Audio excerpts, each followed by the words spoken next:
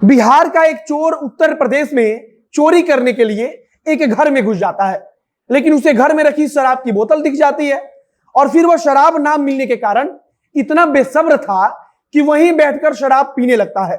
वह पूरी बोतल शराब अकेले बैठकर उसी घर में पी जाता है और इसके बाद वह अपना होश खो देता है। जब पुलिस पहुंचती है तब वह हाथ जोड़कर कहता है कि साहब, हमको माफ कर दीजिए, हम चोरी नहीं कर पाए क्योंकि हम शराब का बोतल देखे तो पीने में ही रह गए। वह चोर कह रहा था कि हमारे यहाँ शराब नहीं मिलती है और जब हम उत्तर प्रदेश के घर में चोरी करने आए तो यहाँ घर में रखी हुई शराब दी गई और शराब की बोतल देकर हमारे मन में इतना भी ख्याल नहीं आया कि शराब की बोतल को लेकर हम कहीं और चले जाएं और वहां आराम से बैठकर शराब पिए, तथा वहां तो पकड़े जाने का खतरा भी नहीं रहता।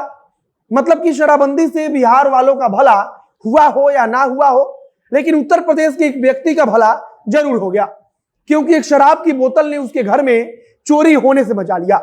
अगर बिहार में शराब खुलेआम मिलती तो फिर उत्तर प्रदेश के किसी घर में रखे हुए शराब की बोतल पीने की उसे जरूरत ही ना पड़ती और ऐसे में आप कह सकते हैं कि शराबबंदी ने ही उस चोरी को रुकवा दिया। अब नमस्कार, मेरा नाम है मोहित कुमार सिंह और आप देख रहे हैं जनता जंक्शन।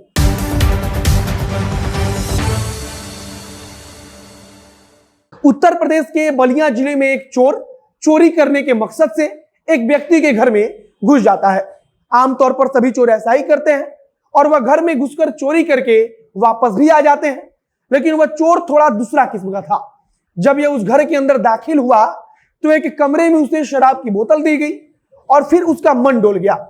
पूरी कहानी उत्तर प्रदेश के बलिया जिले के रघुनाथपुर थाना क्षेत्र के अंतर्गत आने वाले बेला गांव का है। बताया जा रहा है कि भोजपुर जिले का एक चोर चोरी करने के मकसद से वहां गया और एक व्यक्ति के घर में जाकर घुस गया। जिस व्यक्ति के घर में वह चोर घुसा वह कारोबारी था। मतलब कि उस चोर को पता था कि उसके घर में अच्छी खासी चीजें मिल सकती है, रुपया मिल सकता है, गहना मिल सकता है, और इसी के लालच से वह उस कारोबारी के घर में घुसा।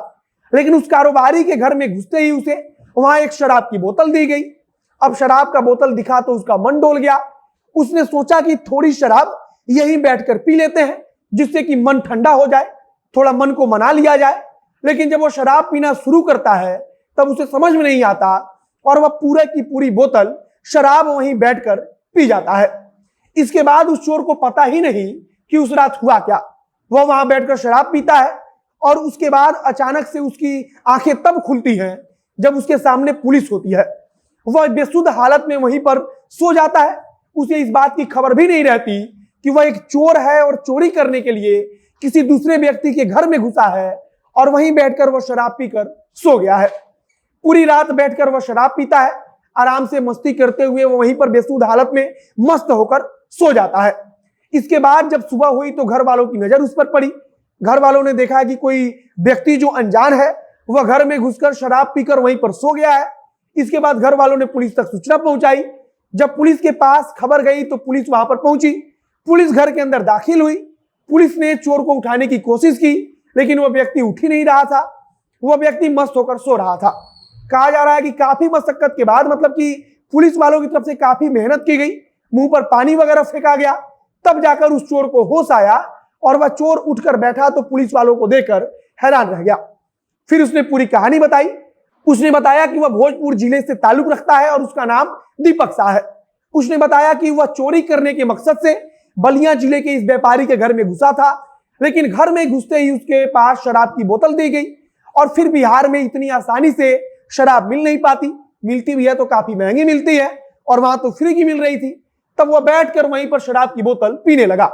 उसने कहा कि हमारे पास तो इतना भी उस समय समझ नहीं आया कि हम शराब की बोतल को लेकर घर से बाहर निकल जाएं और कहीं बाहर बैठकर आराम से पी लें, वहां तो पकड़े जाने का डर भी नहीं था। लेकिन वह चोर इतना बेसब्र था कि वहीं घर में बैठकर शराब पीने लगा और फिर आगे वह हाथ जोड़कर कहता कि साहब, हम बिहार से हैं और हमारे यहाँ नहीं मिलता है आसानी से, तो जब हम यूपी में आए चोरी करने और वहां पर फ्री में शराब मिल गई तो हमसे सब्र नहीं हुआ और हम वहीं बैठकर पीने लगे।